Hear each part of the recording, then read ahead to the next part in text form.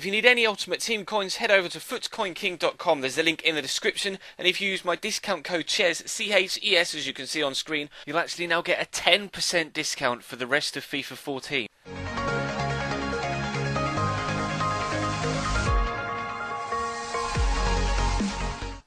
Hey guys, how's it going? Chez back again and welcome to episode number 40 of the Dortmund career mode. Now we're into the transfer window today, and as you can see we've got an offer for Henrik Mkhitaryan from Chelsea. Initially a £16 million bid when he's valued at 18.5. Now I definitely want more than £16 million for Henrik Mkhitaryan, so I put in a counter offer of 23, and I was hoping, because Chelsea are Chelsea and they like to spend a bit of money, that they would accept that. Now we're looking for a central midfielder in a CDM role, but someone that's a creative centre mid, is what I was saying in yesterday's episode. This is a shortlist built of people that you guys suggested in the comments of the video yesterday, what I've got from suggestions on Twitter and on Facebook as well, and also a couple of players in there that I want to have a look at as well. As you can see, we've got William Carvalho, Koke, Enzo Perez, Kevin Strootman from Roma, Raja Nainggolan from Roma, Miralem Pjanic from Roma, Paul Pogba, Aaron Ramsey, Fernandinho, and there is someone else at the bottom whose name I cannot remember, but we'll get there when I scroll down.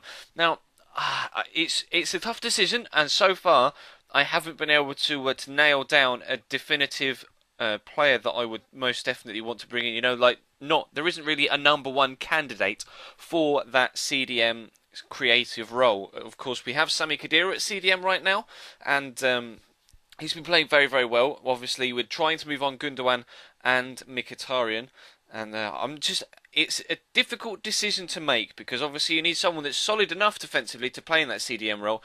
Ivan Rakitic, that was the last player at the bottom of the list.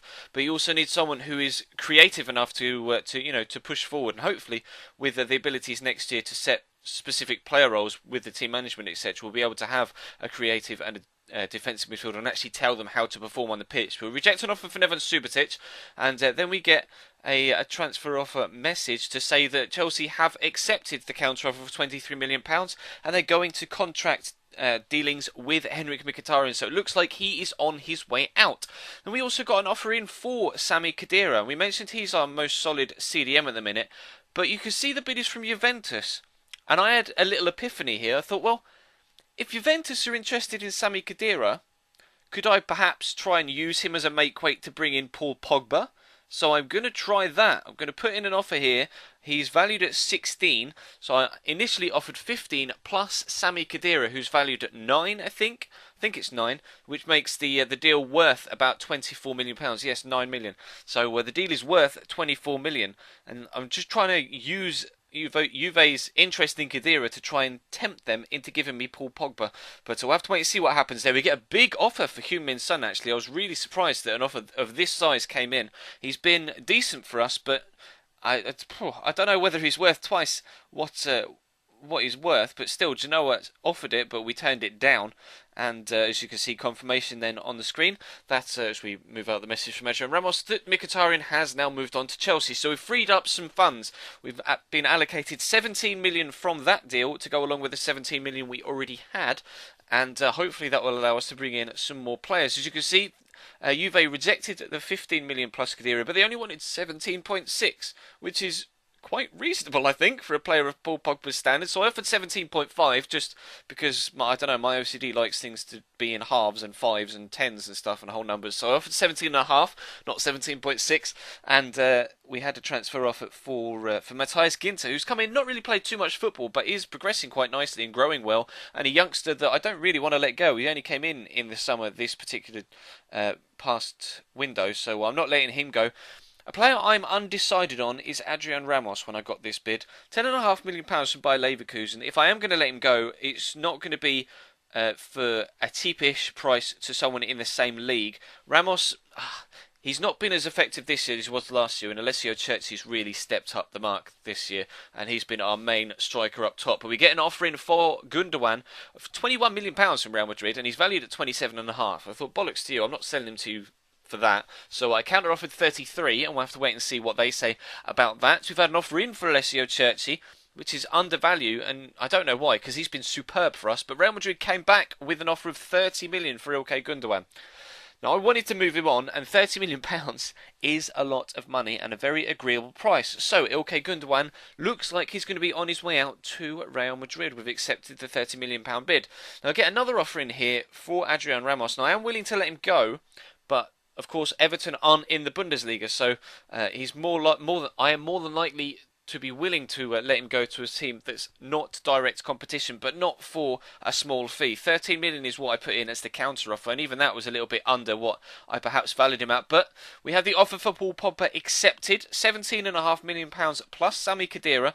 He wants 110 grand a week, which I think was at the time exactly the same as what Sami Khedira was on, which will be a positive thing when it comes to the wage budget. But I offered him crucial first team player. I had to. He's crucial first team player at Juve. I can't really then say, "Oh, come to me and you won't be quite as important." I need to offer him something substantial.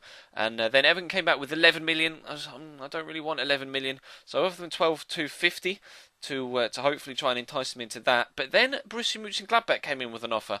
And I thought, well, I would be willing to let him go to a direct competition because Mönchengladbach aren't necessarily as big a threat as Bayer Leverkusen, but only for twice what you offered. So I counter-offered 16 million, and we've accepted the bid and the contract offer for Paul Pogba. It's a surprise signing that I didn't see happening. Sami Khedira goes out, Paul Pogba comes in. We've signed Paul Pogba and moved on Ilkay Gundogan to Real Madrid. And even though it was twice what they initially offered, Borussia Mönchengladbach accepted the counter offer of 16 million for Adrian Ramos, which left me a little bit stumped. I kind of wasn't expecting them to accept that, but it looks like, and indeed has been confirmed, that Adrian Ramos has now left the club. So we still have some transfer dealings to do. Of course, we moved Ilkay Gundogan on, and the idea was to replace just him. But now we've replaced Sami Khedira as well, but we've got a replacement in for him already in Paul Pogba. So we still need that creative midfielder to play in that CDM role, this time alongside Paul Pogba rather than alongside Sami Khedira. And I also now need a striker as well. I'm rejecting bids here for Chelsea and Heung-min Son. But before we get the chance to discuss any further transfer dealings, we have an extremely important game, to be completely honest. It's first versus second. It's Bayern Munich away from home at the Allianz Arena. After all the drama of the transfer window so far, this is not the sort of size game that I needed at this particular point, with all of the rotation in the squad that's going on, with new faces coming in and old faces leaving and everything being up in the air. To have to go away to your biggest domestic rivals is not necessarily what I wanted, but we're trying to play through Sheridan Shaqiri here. Shoots wonderfully underneath the goalkeeper, but he's so unfortunate for it to come back off the post and out. And unfortunately, again, it fell straight to a Bayern Munich player and not to a yellow shirt. But Lahm is playing the ball into Pastore here. They're having a few chances of their own in this half. It was quite a slow first half, to be honest, but this is what you would expect Bayern Munich to do under Pep, is keep a lot of the ball, and I don't know how Luis Suarez has missed that chance. He's on his left foot, which perhaps is his saving grace, but from 10 yards out with an open goal, he should be finishing that, player of his quality, and that is a huge let-off for us. Now, like I say, the first half was a little bit slow, only 2 or 3 chances combined for both sides, but Sheridan Shaqiri is racing away here, tries to get it into the middle, drops to Royce at the back post, and that is another great chance. All he has to do is get that on target, and it is definitely a goal. And now Luis Suarez has missed a glorious opportunity, and Royce has missed one of similar quality. But Weidenfeller, with a really weak clearance there, drops only as far as Javi Martinez, sets up Luis Suarez, and this time he does finish with a tidy shot into the far bottom right-hand corner. A mistake from Weidenfeller, doesn't quite clear his lines properly, and we find ourselves 1-0 down. So we have to get ourselves back in the game now, and Alessio Cerci's trying to find some space on the edge of the box. Dante gets a good foot in, but we get the ball with Heung-min Son. I'm just trying to find some space for a shot. He's got 5-star weak foot, and he hits the post. Well, it's the second time we've hit the post this game already, and we cannot seem to find a way past this bruised Bayern Munich back line. We've got less than 10 minutes to go now. Nuri Sahin is on the ball, pushing forward. Not necessarily the man that you'd expect to be there, but played it to Pogba, and I thought, it's Pogba. He's got good long shots. I'll give it a whack anyway. Unfortunately, it took a deflection, went out for a corner, but Shaqiri's going to whip it in. Paul Pogba's going to be the one to win the header. Drops down off the bar, drops to Socrates, and it goes over the man that slides in to block it, into the back of the net, and with 5 minutes to go, we finally have ourselves an equaliser. After knocking on the door so hard with 2 shots off the post earlier on in the game, we do eventually get ourselves back on level terms, but we still weren't done. There's another chance to come. Alessio Cerci gets played through by Sheridan Shaqiri. He's going to turn inside and do Dante completely inside out. Going to find Heung-min Son on the edge of the box, and I just hit that for the sake of hitting it because I didn't really know what else to do. And it flew into the back of the net. Heung-min Son on his 5-star weak right foot smashes it into the back of the net, and it's Borussia Dortmund 2.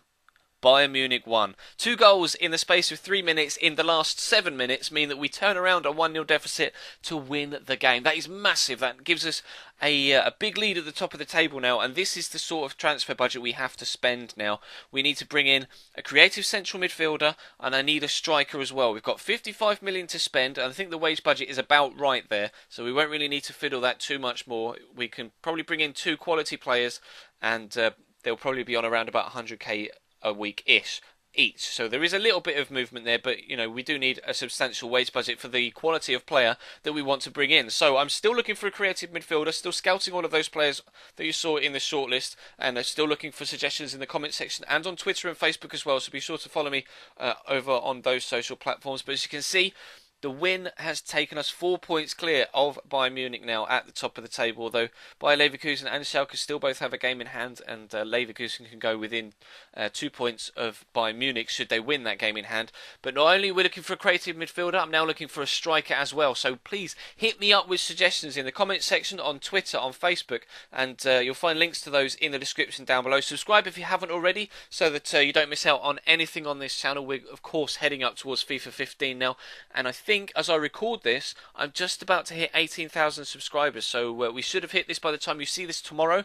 So thank you very much for 18k, it's really appreciated. We may hit 20 before FIFA 15, we'll have to wait and see how the next month goes. But if you enjoyed the video, smash that like button, maybe we could hit over 150 again, that'd be absolutely superb. Of course, like I say, subscribe if you haven't already, links in the top right and the description. Please hit me up with suggestions for the next 2 players that we need to sign, a striker and a creative centre mid. There's still a lot of business left to be done with that unexpected signing of Paul Pogba, which I'm thoroughly delighted with, by the way, and hopefully we can add to that and have ourselves an extremely good transfer window. But that's all for today. Thank you very much for watching, guys. Check the channel page for anything you may have missed over the past few days, and of course I will see you next time.